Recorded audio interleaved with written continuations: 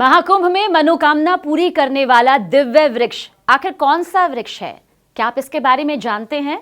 नहीं जानते तो महाकुंभ का ये सफर न्यूज 18 कुंभ के साथ एक बार फिर से तय करने के लिए तैयार हो जाइए।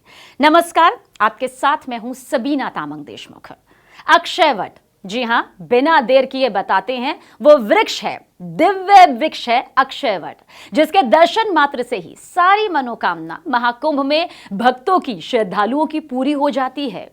अक्षयवट जो कि हिंदू धर्म में अत्यंत पवित्र और धार्मिक महत्व लिए रखता है, विशेष रूप से महाकुंभ में तो इसका महत्व और ज्यादा बढ़ जाता है। दरअसल इसे अमरता का प्रतीक माना जाता है। इसकी छांव में बैठने भर से ही कहते हैं भक्तों को आशीर्वाद मिल जाता है। महाकुंभ के दौरान इन पत्तों को एक सांस्कृतिक धरोहर के रूप में विदेश से आए अतिथियों, मेहमानों को भेंट किया जाएगा। जी हां, ताकि वो भारतीय संस्कृति और धार्मिकता की गहरी समझ यहां पर पाकर ये समझ सके कि हिंदुस्तान, भारत किस तरह से महाकुंभ को महज एक मेले के तौर पर सामने नहीं रखता, बल्कि ये दुनिया का सबसे बड़ा धार्मिक आयोजन है। ये दुनिया का सबसे बड़ा धार्मिक प्लेटफॉर्म है। प्रयागराज में संगम तट पर स्थित अक्षयवट का दिव्य पौराणिक महत्व है, इसे भी समझते हैं। मान्यता यह है कि संगम स्नान के बाद 300 साल पुराने इस अक्षय वृक्ष के दर्शन करने के बाद से ही स्नान का फल मिलता है।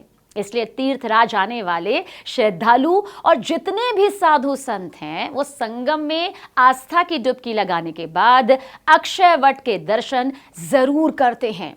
और अगर आप पहले महाकुंभ गए हैं या फिर अब जाने वाले हैं या पहुंच चुके हैं तो जरूर अक्षयवट के दर्शन करें। कहते हैं इसके बाद ही उनकी मान्यताएं, मनोकामनाएं पूर्ण होती है। करीब 300 साल पुराने अक्षयवट वृक्ष का पुराणों में भी उल्लेख मिलता है। यह सृष्टि के विकास और प्रलय का साक्षी रहा है।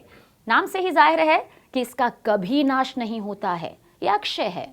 मान्यता है कि प्रभु श्री राम जैसे ही संगम नगरी में भरद्वाज मुनि के आश्रम पहुंचे, उन्हें मुनि ने वट वृक्ष का पूरा महत्व बताया था।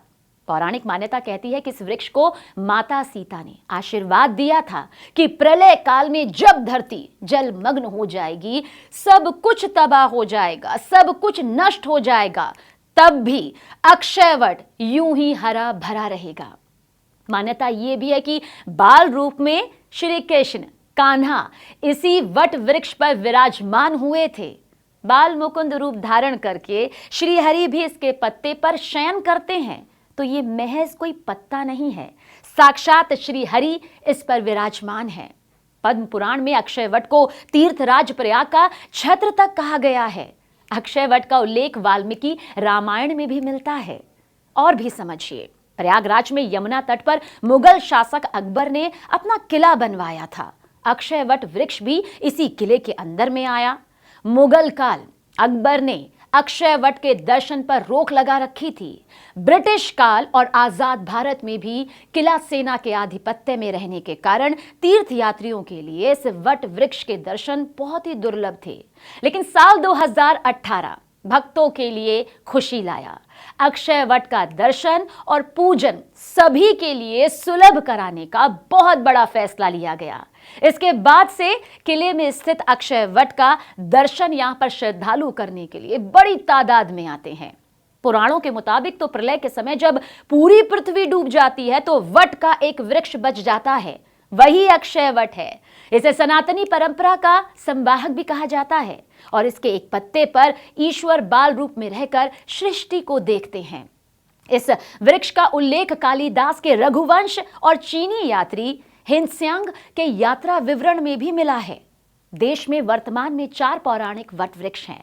इनमें गृधवट, सोरो शूकर क्षेत्र अक्षयवट, प्रयाग सिद्धवट, उज्जैन और वंशी वट वृंदावन शामिल हैं। ये बताना इसलिए जरूरी है ताकि ये महज हवाई जानकारी ना हो।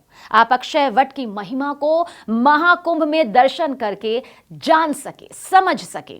धर्म के जानकार कहते हैं कि अक्षयवट का अस्तित्व समाप्त करने के लिए मुगल काल में बहुत से तरीके अपनाए गए। इसे काटकर दर्जनों बार जलाया गया, लेकिन ऐसा करने वाले कभी कामयाब नहीं हुए।